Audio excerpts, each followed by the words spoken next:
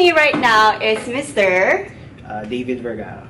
Okay, and Sir Jonathan Kiambao. Alright. So we're here to talk about the ordinance about banning single-use or disposable materials upon dining sa mga restaurants. So, Sir, can you enlighten us about it?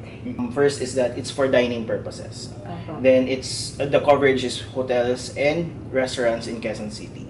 And the coverage of the ordinance would be single-use plastics or disposable materials. We qualify them as if the customers, after eating or using these materials, do they end up in a trash bin, or do you wash it and reuse it for another customer's benefit? Okay. So as long as if they answer yes, we reuse them, then it is not covered under the ordinance. Okay. Then if it's not, then if it ends up in the trash bin, then it's only for single use, right? So it doesn't matter if it's biodegradable or any kind of other kind of materials, as long as it's disposable. So it's not limited to plastic, as long as it's disposable. Disposable and Yes. single-use. And Yes, so, it will be lahat covered. yon hindi pwede. Yeah. Alright. So, Sir, when was this implemented again? Okay, so the implementation was scheduled to be February 15. Opo. However,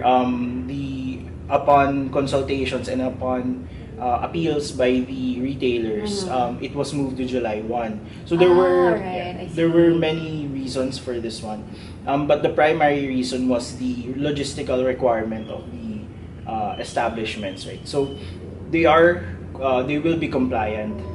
They manifested that to us. Okay. However, they just need time in order for them to be compliant. For example, McDonald's has a lot of Yes. establishments, and McDonald's Matalino here in the back have already complied since February. However, most of their stores needs time to procure additional reusable wares.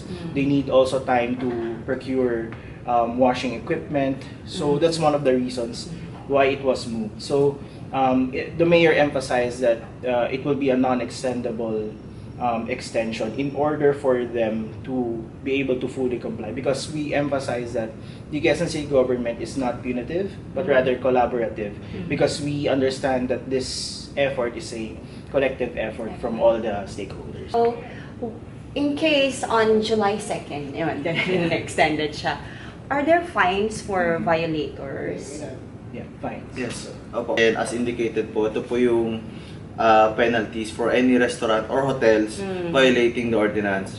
So may first and second, third offense po tayo.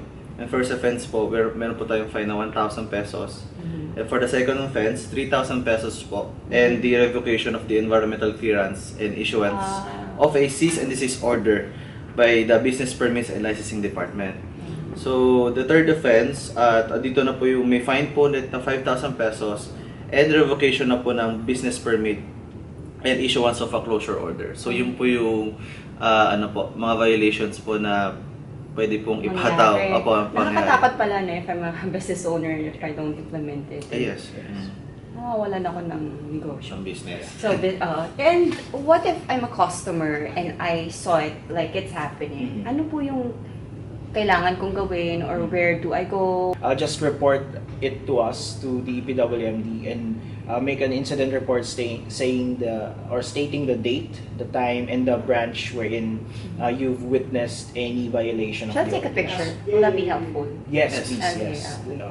So the picture will be very helpful for us, because after having received your incident report, we will immediately send our teams to verify that report and send a notice of violation. Then we will impose. If they any continued infractions of the ordinance will be meted with the penalties. So, do you have any message to your people, actually, Quezon City people, about this ban and about the environment protection, or anything that you'd want to say? Well, siguro message ko sila din yung maging mga mata namin pagdating sa implementation ng ordinance, dahil ang laki ng Quezon City. sa sobrang laki din po ng Quezon City. Maganda din po na meron tayong katulong, kumbaga partnership po ng constituents ng Quezon City. At the same time, it benefits din ng in the environment in the long run. It's for everybody. So, Mm. for the future generations, so Yeah. siguro cliche man, pero totoo naman eh. No? No? Quezon City is a really big city. I think it's the second biggest city in the Philippines. So we really need help. And as I emphasized earlier, this ordinance, the Quezon City strives to be collaborative and cooperative with the constituents and not really punitive. So any help from us, from you guys, will be greatly appreciated.